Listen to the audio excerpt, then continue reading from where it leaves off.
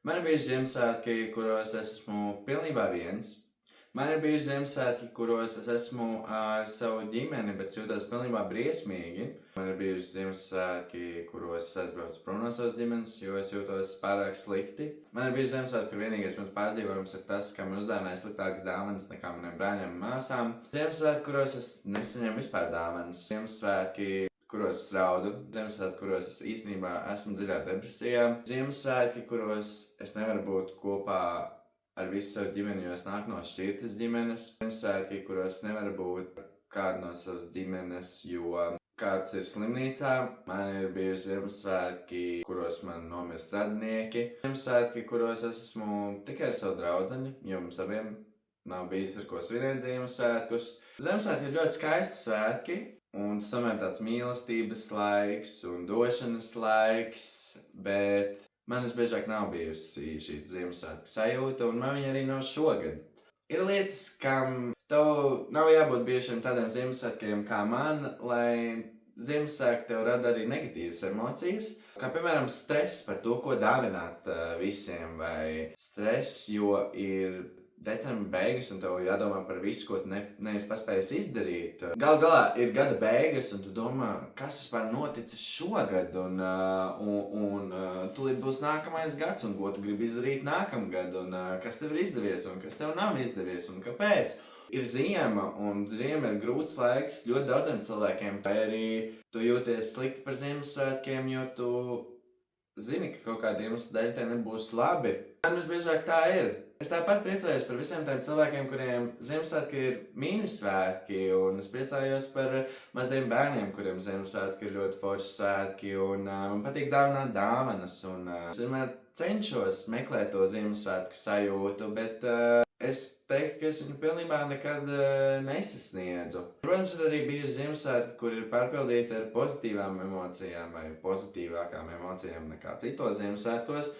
Šoreiz gribu parunāt par to, ka Ziemassvētki tomēr ir ļoti stresains periods, un tas var būt visvientuļākais periods, un tas var būt briesmīgākais periods tavā dzīvē, un tev var šķist, ka tu vienkārši ienīsti Ziemassvētkus, un tie nav tavi svētki, un tie nekad nebūs tavi svētki, jo es tā esmu juties, un šajā periodā, kad mēs redzam, ka visi gatavojas Ziemassvētkiem, vai kad ir Ziemassvētki, un tu redzi, cik visiem ir forši, tu vari justies vēl briesmīgāk, vēl draņķīgāk, un tev var būt stress par to, ka tev ir jābūt ar savu ģimeni Ziemassvētkos, un tu labāk negribētu būt ar savu ģimeni, vai arī tieši otrādāk tu nevari būt. Vairāk mēs redzam tieši to foršo un pozitīvo, un cik viss ir skaisti. Kaut gan es ticu, ka ir ļoti daudz cilvēki, kur nejūtās labi Ziemassvētkos, bet tomēr cenšas priecāties par Ziemassvētkiem vai rāda citiem, cik viņiem ir forši Ziemassvētki, vai ne, fēk viņiem nav tādi.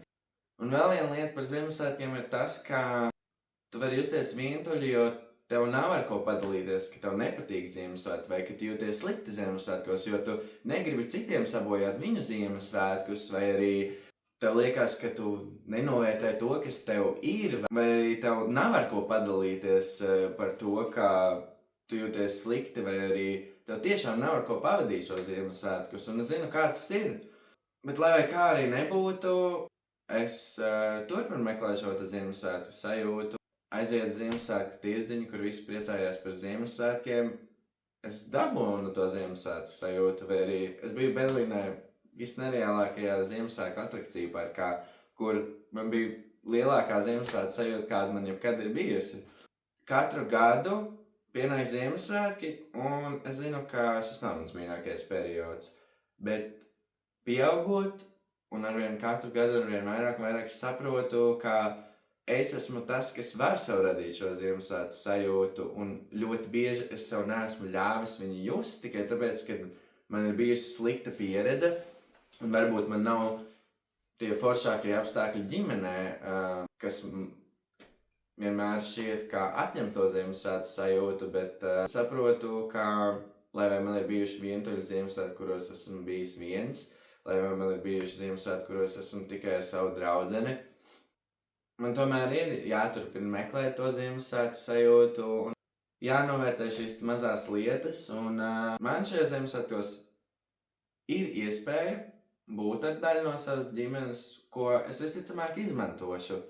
Un pat cenšoties to darīt, brīžiem es tāpat jūtos sūdīgi, un es atceros tos visus Ziemassvētkus, un es ieju atpakaļ tādā spirālā par to, ka Ziemassvētki tiešām nav man mīļi svētki, un es spēju priecāties par citiem cilvēkiem, kuriem patīk Ziemassvētki, bet man nepatīk Ziemassvētki kā viņiem. Un tas arī ir pilnībā ok.